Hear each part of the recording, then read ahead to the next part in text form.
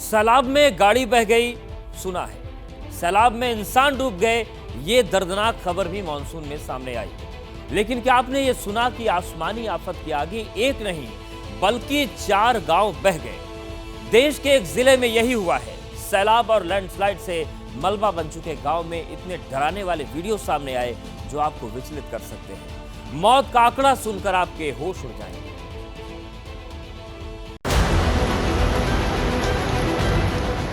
कौन यकीन करेगा कि इस कयामत के सैलाब के नीचे गांव के गांव दबे हैं।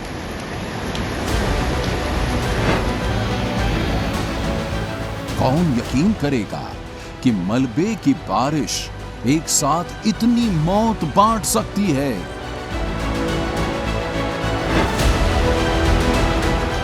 कौन यकीन करेगा कि आधी रात की लैंडस्लाइड से वायनाड वर्ल्ड वाइड वायरल हो जाएगा। देश के निचले हिस्से में शिफ्ट हो रहा मॉनसून अगस्त से पहले आफत का ऐसा अध्याय ओपन करेगा, ये किसी ने नहीं सोचा था। केरल के वायनाड में साल का सबसे बड़ा प्राकृतिक हादसा हो गया। रात को सोते वक्त पहाड़ों से मौत आई और 4 गांव को तबाह कर दिया।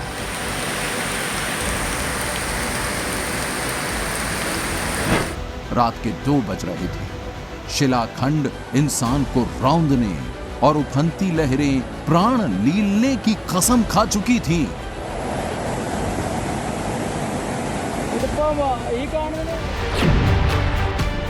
बारिश और लैंडस्लाइड के अटैक से वायनाड के मुंडकक्कई, चूरलमाला, अट्टामाला और नूल पूझा में कोहराम मच गया। बीती रात करीब 2 बजे से सुबह 6:15 बजे तक के बीच लैंडस्लाइड की लगातार घटनाएं हुई और मलबों के सैलाब में गांव के गांव दफन होने लगे। पेड़, पहाड़, मिट्टी, रेत, गाड़ियां, मवेशी, इन सबको समेटता हुआ सैलाब गांव के बीचों बीच दाखिल हुआ। सब नींद की आगोश में थे, कैसे संभल पाते। मुंह में मिट्टी गई, ऊपर से गिर रहे शिलाखंड हड्डी तोड़ प्रहार कर रहे थे और सैलाब के शोर में इंसानों की चीख धीरे धीरे गुम होने लगी।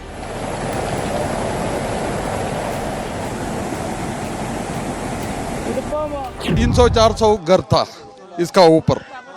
स्कूल था इधर थोड़ा आगे।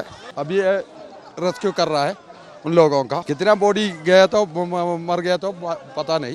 100 के ऊपर निकले। अभी चल रहा है, काम चल रहा है, काम चल रहा है। मौत के कीचड़ में अभी कितने फंसे हैं किसी को नहीं मालूम। राहत और बचाव में आर्मी के साथ साथ नेवी को भी लगाया गया। एनडीआरएफ की टीम ने पहले ही मोर्चा संभाल लिया था। मौसम की अड़चन और गांव तक पहुंचने के रास्ते तबाह हो जाने की वजह से रेस्क्यू डिले हो रहा था।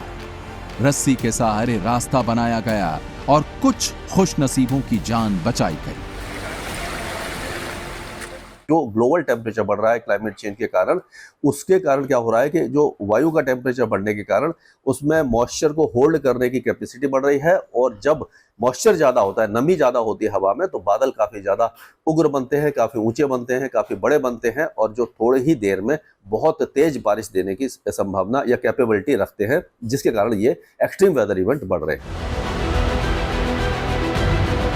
केरल सरकार ने जो जानकारी दी है उसके मुताबिक रेस्क्यू में पामूर मिलिट्री स्टेशन के 130 जवान, रक्षा सुरक्षा कोर के कन्नूर सेंटर से 200 जवान और इन्फेंट्री बटालियन के 122 जवान वायनाड पहुंच चुके हैं और इस त्रासदी में जान माल के नुकसान को कम करने में जुटे हैं।